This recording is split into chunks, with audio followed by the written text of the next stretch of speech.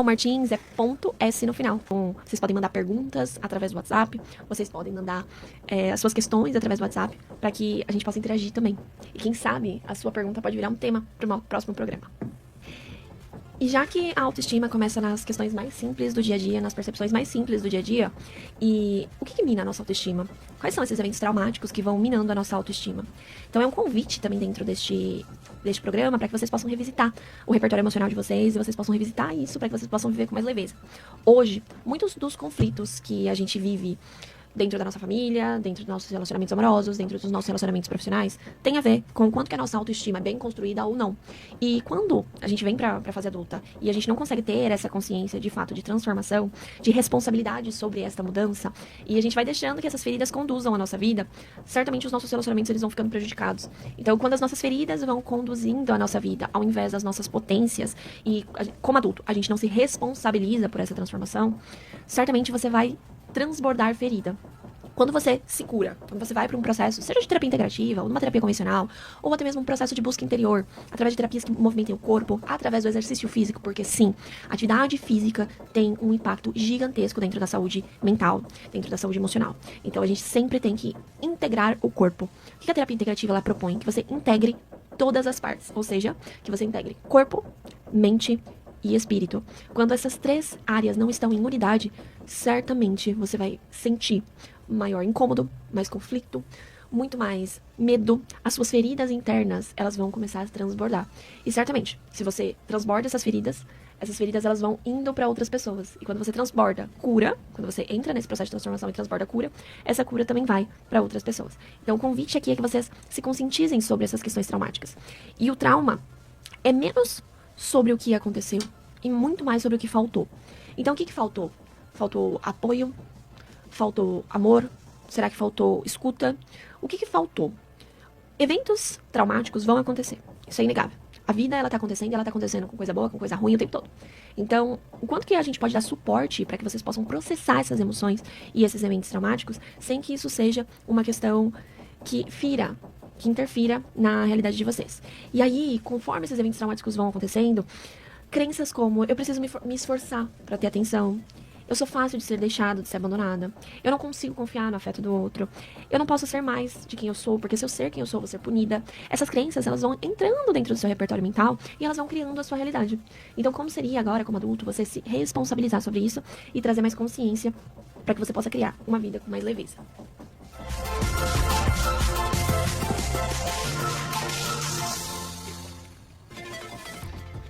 E esses traumas, eles vão moldando o nosso comportamento.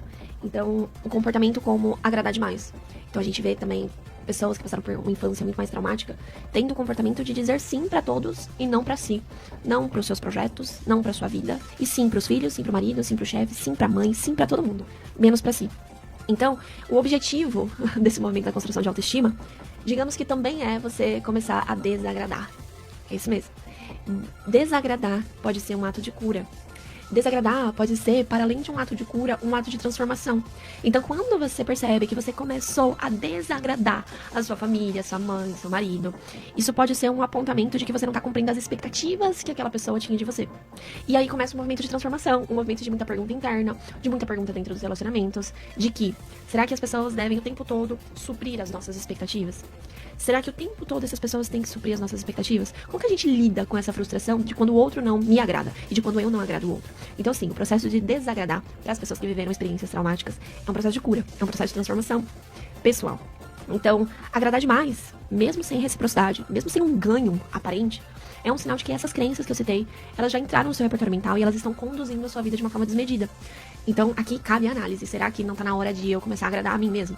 Lógico, dentro dos relacionamentos a gente vai ter, sim, esse movimento de amar o outro e ser agradável ao outro. Faz parte do nosso movimento social ser agradável. Não tô dizendo aqui que todo mundo tem que ser desagradável, tá? O que eu tô convidando vocês a perceberem é o quanto que vocês, às vezes, fazem aquilo que vocês não querem fazer de jeito nenhum e até mesmo entram numa situação de autoabuso emocional. Vocês passam por cima dos limites de vocês de forma completamente desmedida e aí começa um processo de não se olhar, não se observar e esse medo de expressar limites por medo da rejeição.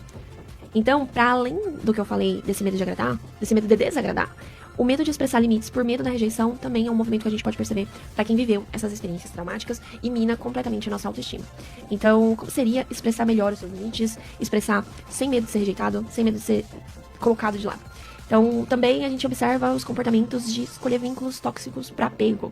Então, como lá na infância você não consolidou que você é digna e merecedora de receber amor, talvez na fase adulta você tenha um padrão de comportamento onde você se apega à primeira coisa que vê, à primeira pessoa que vê, sem nenhum tipo de análise, sem nenhum tipo de filtro. E aí você começa a ter relacionamentos com pessoas que mais desagregam a sua vida do que agregam. E as pessoas que também têm essa questão de autoestima, a gente percebe que elas sentem culpa por cuidar de si mesma. Então tem um movimento de culpa muito grande por olhar pra si, por tirar tempo pra você. Então o convite aqui é que você sinta essa culpa de uma forma mais consciente. Então não pare de fazer movimentos pra você, não pare de tirar tempo pra você, não pare de investir nos seus projetos só porque você tá sentindo esse movimento de culpa. Como seria você deixar essa emoção processar? Nós humanos e adultos temos um comportamento de negar essas emoções. Então sentiu medo, ai, nega o medo. Sentiu tristeza, ai, nega a tristeza. Sentiu raiva, ai, nega a raiva. Ao invés de sentir a raiva, sentir o medo, sentir a tristeza e permitir que ela passe pelo seu corpo. O nosso corpo, ele vai guardando essas marcas, ele vai guardando essas memórias. E quando você não dá permissão para que toda essa memória seja processada, essa energia ela vai ficando acumulada em você. Então como seria você dar espaço para que isso processe em você? Eu não sou a favor dessa fala onde a gente demoniza as emoções, digamos, ruins, que não são muito bem aceitas, e a gente engrandece as que são muito bem aceitas. E a gente só quer se relacionar, a gente só quer viver, a gente só quer lidar com aquilo que é bom. E isso é um traço da sociedade contemporânea, onde o prazer, ele é a prioridade. Então, se você tá num trabalho onde não tem prazer o tempo todo, você ignora esse trabalho. Se você não tá num relacionamento onde não tem prazer o tempo todo, você ignora esse relacionamento. E isso vai fazendo com que você tenha muito mais inconstância e muito mais falta dessa sensação de realização e sucesso do que, de fato, o sucesso e a realização e a construção. Porque, convenhamos, qual é o trabalho que você vai ter prazer o tempo todo? Qual é o relacionamento que você vai ter prazer o tempo todo? Isso não existe. Isso é uma utopia. Isso é uma invenção. Isso é um mundo ideal que foi criado na sua realidade mental que você deseja criar. E quando você aceita que na sua vida vai ter sim esses movimentos, e esses movimentos vêm pra você como um movimento de engrandecimento do seu espírito e engrandecimento da sua alma, você começa a aceitar esses movimentos, e aí sim se sentir mais realizada, e aí sim ir integrando todas essas partes. E não vivendo em negação com aquilo que muitas vezes é a dor.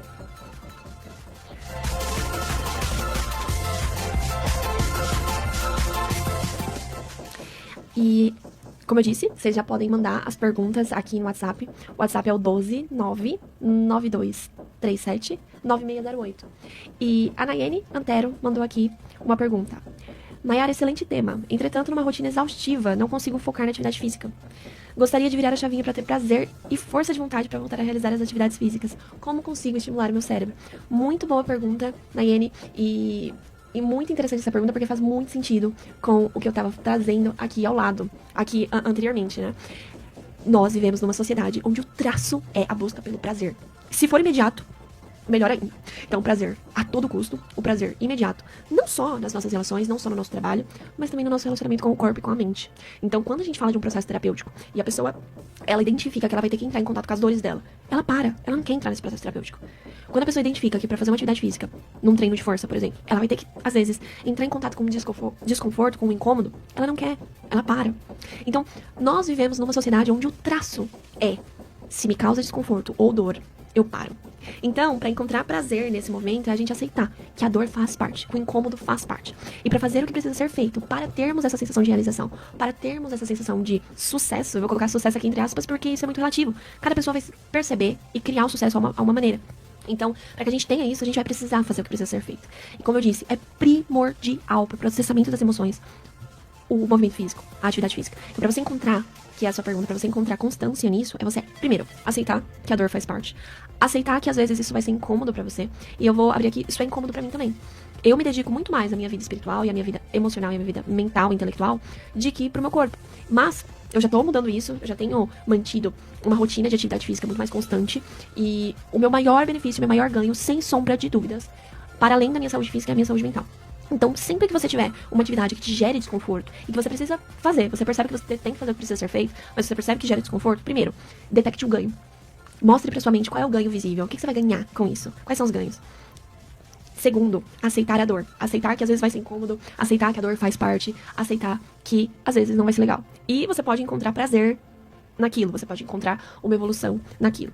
Existe até um conceito da Cabala, e aqui eu trago, né, pra para além de religião. Vocês podem, para quem tem curiosidade, buscar esse estudo, onde eles trazem que toda dor traz uma evolução. Então eles veem a dor como uma ponte de evolução. E aqui é o convite para você. Então como seria você olhar esse incômodo, essa dor como ponte de evolução? E esse é um assunto muito profundo, né? Já existem aí estudos mostrando que pessoas que fazem atividade física e terapia têm uma maior desenvoltura, uma melhora na saúde mental, muito além das pessoas que fazem só terapia. E existem estudos aí também na parte de suplementos e tudo mais, que em outro momento a gente pode entrar. Eu posso até pensar e trazer um profissional aqui da educação física para conversar com vocês. E voltando no tema que a gente estava falando sobre o quanto que o trauma se aloja no corpo, é impressionante que quando a gente começa a prática de atividade física, seja ela qual for, yoga, dança, musculação, o quanto que, para além das nossas questões hormonais e tudo mais, obviamente que as nossas questões hormonais estão ligadas com as nossas emoções, porque as nossas emoções é um composto de várias ações hormonais nossas, e eu posso falar isso de uma outra forma, o trauma ele vai se alojar no nosso corpo. Então, o nosso corpo, ele traz muitas memórias, ele traz muitos impactos. Então, quando a gente começa esse movimento de atividade física unido com as terapias, sejam as terapias integrativas ou as terapias convencionais, o nosso corpo, ele também vai conseguindo ter capacidade de autorregulação, ou seja, a gente dá capacidade para o nosso sistema nervoso de se regular, e a gente também dá a capacidade para o nosso sistema nervoso de aprender a se regular de uma outra forma. Então, eu vou colocar aqui um exemplo. Digamos que você sempre se sente nervosa e o seu corpo reage de determinada forma quando você entra num novo ambiente de trabalho. Digamos que você vai fechar uma nova parceria, um novo contrato, e quando você adentra este lugar, o seu corpo já começa a se sentir mal, você começa a ter tontura, você começa muitas vezes a ter um desconforto intestinal, porque o nosso intestino tem muito a ver com as nossas emoções. Então, digamos que o seu corpo ele começa a reagir dessa forma. Quando a gente dá a capacidade, quando a gente capacita o nosso corpo para processar essas emoções e fazer essa liberação do trauma no nosso corpo, a gente começa a reagir também nesse ambiente social, nessa entrada nesses lugares que eu trouxe aqui nesse exemplo, né, nesse lugar de trabalho, de uma outra forma. Então percebe como quando você dá capacidade para o seu corpo de processar as suas emoções, você começa a viver uma vida diferente, você começa a ter experiências profissionais diferentes. Então quanto que às vezes, muitas vezes, você está fechada numa vida profissional por conta dessa situação. Então o movimento aqui é movimente-se, hidrate-se, coma bem, cuide da sua saúde mental e cuide do seu espírito. Essa é a proposta da terapia integrativa, onde ela une todas as formas. Ela não exclui, ela não considera que há essa separação. Então, o trauma, ele se aloja no corpo. As nossas feridas, elas estão no nosso corpo, as nossas feridas emocionais. Como? Tensão muscular constante. Não só nesse exemplo onde você entra num novo ambiente de trabalho e aí você fica com essa tensão, outras essas coisas. Mas também quando você vai se encontrar com alguém. Então, às vezes você tá buscando criar na sua vida um relacionamento amoroso. E aí, quando você vai pro encontro, você trava. Porque essas feridas estão alojadas no seu corpo. Então percebe como é importante o movimento de terapia com o movimento corporal? Eu lembro, inclusive, quando eu fazia balé, e muitas vezes, quando eu estava numa semana mais tensa, eu fazia a aula de balé e no final tinha um alongamento. E nesse alongamento eu chorava. Então eu percebia que eu dava capacidade para o meu sistema nervoso de me regular e de me processar. Então, essa sensação de bem-estar, ela é constante quando a gente faz todo esse processo, quando a gente integra tudo isso. O trauma, ele também se aloja no corpo com dificuldade em relaxar. Então, vocês já viram aquelas pessoas que não param quietas? A inquietude, ela também fala muito sobre a pessoa, né? Porque a mente inquieta, aquela que faz, ela não tá dando o respiro. Nós temos frequências cerebrais. E quando a gente tá na frequência de relaxamento, a gente entra numa frequência teta, uma frequência de mais relaxamento. E dentro dessas frequências de relaxamento, a gente também pode perceber que as nossas emoções, aquilo que estava oculto, aquilo que a gente não deu tempo de processar durante o dia agitado, começa a processar. Por isso que muita gente tem problema de insônia. Porque é quando há um processo de relaxamento natural do corpo, e aí essas emoções, tudo aquilo que você não deu tempo, tudo aquilo que você não deu um respiro durante o dia, começa a processar. E aí você não consegue dormir, porque você não deu tempo de processar. Então, uma estratégia que a gente pode colocar aqui, prática, não só pra você que tem problema de insônia, mas você que percebe que sempre que você tá agitada e não dá tempo para esse processamento das emoções, é de fato você ter pausas durante o seu dia. Então, digamos que você trabalha das 7 às 7. Vamos colocar aqui uma rotina insana. Como seria, para além do seu horário de trabalho, você ter ali uma pausa pro café? De fato, mas não uma pausa do café onde você vai ficar respondendo mensagens no WhatsApp, onde você vai ficar resolvendo BO da família. Pausas de fato, onde você consiga respirar, onde você consiga se hidratar. Por isso que essa pausa para atividade física, ela é primordial. Porque é um momento onde você vai estar cuidando da sua alma, da sua mente e também do seu corpo. Então, essa dificuldade de relaxar, que até o ouvinte trouxe no primeiro bloco, que foi a dificuldade de se engajar com a atividade física, pode sim ter a ver com essa dificuldade de relaxar. Então, desse tempo pra você, desse movimento onde você considera o quanto que é importante pra você fazer aquela atividade. Sempre que você não tá fazendo uma atividade, e aí tem a ver com o processo de autoconhecimento, sempre que você não estiver fazendo uma atividade, respire, tire um tempo pra perceber Por que eu não estou fazendo essa atividade? Se essa atividade é primordial. Se não tenho o que fazer, eu tenho que fazer essa atividade. Como um autocuidado com o corpo. A gente tem que fazer isso. Era natural pra gente, há alguns anos atrás, a andar para buscar comida. Era natural pra gente andar pra cuidar dos nossos filhos. Andar para fazer tal coisa. Então a gente tinha um gasto calórico muito alto e a gente não tinha a acessibilidade de fast food e das comidas gordurosas que a gente tem hoje, com o alto índice calórico que a gente tem hoje. Então, a gente precisa sim equilibrar isso, a gente precisa sim desse cuidado. Então não tem como fugir. Então, se a gente faz essa pergunta, né? Por que eu não estou fazendo algo que eu tenho que fazer? Por exemplo, leitura. Leitura é algo maravilhoso. Então, muitas vezes você está no movimento da faculdade e você tem que estudar. Tem que estudar para uma prova. Por que eu não estou fazendo isso? Tenho que cuidar do meu corpo. Por que eu não estou fazendo isso? Tenho que engajar muito mais com meus movimentos de oração, de meditação, práticas religiosas. Por que eu não estou fazendo isso? Tenho que olhar muito mais para a minha parte intelectual. Por que eu não dou valor para a minha parte intelectual? Vocês conseguem perceber que todas essas perguntas têm a ver consigo mesmo? Nunca é sobre por que eu não tô fazendo aquilo que eu tenho que fazer com a minha mãe? Por que eu não tô fazendo aquilo que eu tenho que fazer com o meu marido? Por que eu não tô fazendo aquilo que eu tenho que fazer com o meu chefe? É sempre sobre você. Certamente, se o seu chefe pedisse pra você que faz parte da sua rotina de trabalho, que pra você ganhar o salário, você precisaria se exercitar 1 hora por dia, certamente você faria.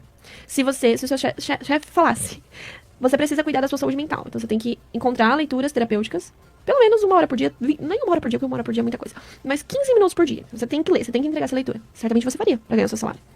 Então, nós, hoje, na sociedade contemporânea, somos condicionados à recompensa. Então a gente tá parecendo aqueles ratinhos de laboratório. Se a recompensa não é clara, se a recompensa não é nítida, a gente nem faz.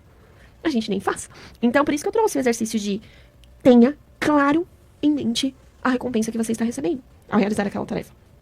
E sempre pense, se fosse meu chefe pedindo, será que eu não faria? Por isso que muita gente tem dificuldade em empreender, de ser o seu próprio chefe. Porque não consegue priorizar a si mesmo. Então vocês percebem que um tema vai engatilhando o outro tema, que vai conectando com outro tema? Então muita gente tem dificuldade em empreender porque não consegue responder aos próprios estímulos. Vocês percebem que todas essas áreas que eu disse têm a ver consigo mesmo, não é sobre o outro. Então como seria o seu maior ganho ser você priorizar você valorizar você? Isso está diretamente ligado com a construção de autoestima. Você olhar pra você e você valorizar quem você é. Isso é uma construção. Isso é diário. Isso é dia após dia. Só que uma coisa eu posso te garantir. Se você começar hoje o seu processo de construção de autoestima, daqui 3, 2 anos, certamente você vai ser uma pessoa completamente diferente.